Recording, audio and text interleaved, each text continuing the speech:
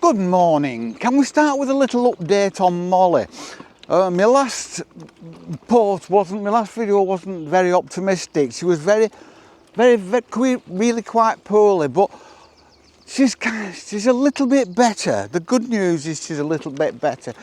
I spoke about going to my friends and feeding, and she ate, and over since then she's eaten a little bit. And last night was the first night that she slept through till about 5:30, 6 o'clock this morning. So we got up then and we came straight out. So it's now about 6:30 here and we're out in the countryside. So little Molly, even though she's old and she's failing, she's a bit better today.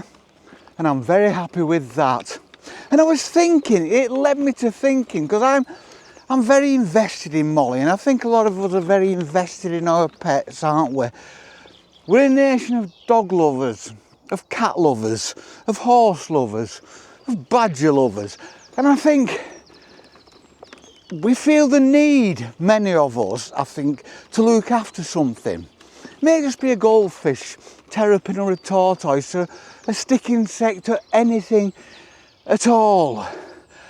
But we seem to have a need to care for and nurture something.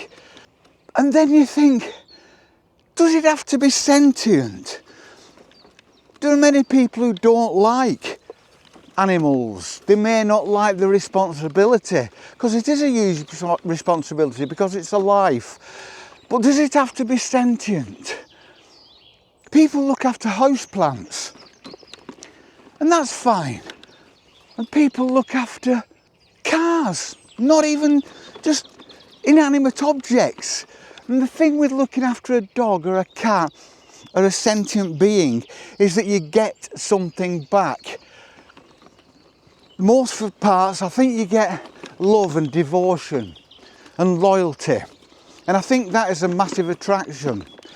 If you're looking after a plant, you're looking after it because it's in your hands whether it thrives or not. So when it thrives, you're pleased. When it starts to fail, you panic and start moving it around and looking after it and Googling how to get it out of its funk.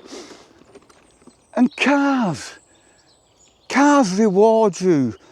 Inanimate objects, things with motors, reward you by working well. And it's up to you to make sure they work well. And I think that's it. The common denominator is, in all of this, is what we get back out of all these things we care for. I care for Molly, and it probably is selfish of me.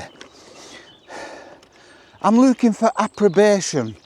I'm looking to see in some creature's eyes that it loves me and it's loyal to me. And in the same way, a plant, anything like that, rewards you by doing well. A car rewards you. It's this need, it's this human need to feel needed. And that's basically it. We have to feel needed. And there's nothing at all wrong with that. And I come out here into the countryside and it's very early in the morning. There's not many people about, but we're right in the middle of the dawn chorus. You can hear it in the trees behind me. Listen to that. It's absolutely fantastic. I look up, it's a blue sky, but there are quite a few contrails and there's jets zigzagging east and west and north and south. And I'm here in the middle of this landscape. And I spoke about animals being the curators of the landscape. And we should be, because we will get something out of that. When we decimate the landscape, we don't actually get anything back, do we? We rip up a tree to build a house. And there's no soul in that, is there? But if we thin out a woodland and it grows healthy after that, we're like looking after a child. It's like looking after a child. It thrives, and it thrives at our hand. So we're doing something useful. And I think there's way too little of this attitude across the world today. It's in everyone. And the majority of us, I think, has that attitude where we need to look after things and make things happy and make things grow. But the trouble is, the minority that don't have this attitude are the ones who do the damage, aren't they? We're not doing any damage. We're going out to our business, we're looking after our kids, we're looking after our dogs, we're looking after our bonsais, we're looking after our vintage cars, we're looking after the landscape around us. But the trouble is, those who wish to decimate can decimate on a grand scale. And that seems to be about money, doesn't it? Of course it is, it's greed and avarice. And we should consider that as we go through our days, looking after those around us, looking after all this beautiful countryside, looking after the birds, because in a way we do look after them, because they're in these trees at the side of me here, making a right racket. It's absolutely fabulous, but we need to look after the trees, and the only way they're birds and the animals of the world and our local nature in the countryside around me, the only way that thrives is if we look after the landscape. Oh, the sun is warm now. It's so early in the day, but the sun is coming through and it's gorgeous. And it's going to be a lovely day, and we're here in this lovely countryside, and we need to look after it. We need to treat it like our dog and our cat and our goldfish and our terrapin and our tortoise and our stick insect and our ant farm and our budgie,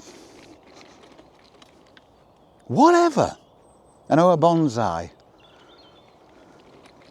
and our aspidistra and our oak tree and our grassland and the air around us, which we can so easily pollute.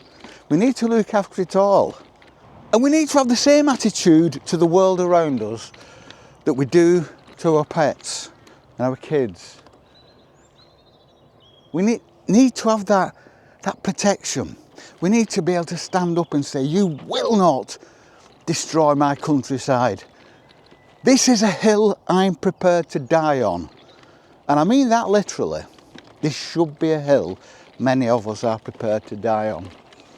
Because it's all right saying, well, it's only me. I mean, I won't be around that much longer, but that doesn't mean I don't give a toss what happens to the countryside after I'm gone. Of course I do.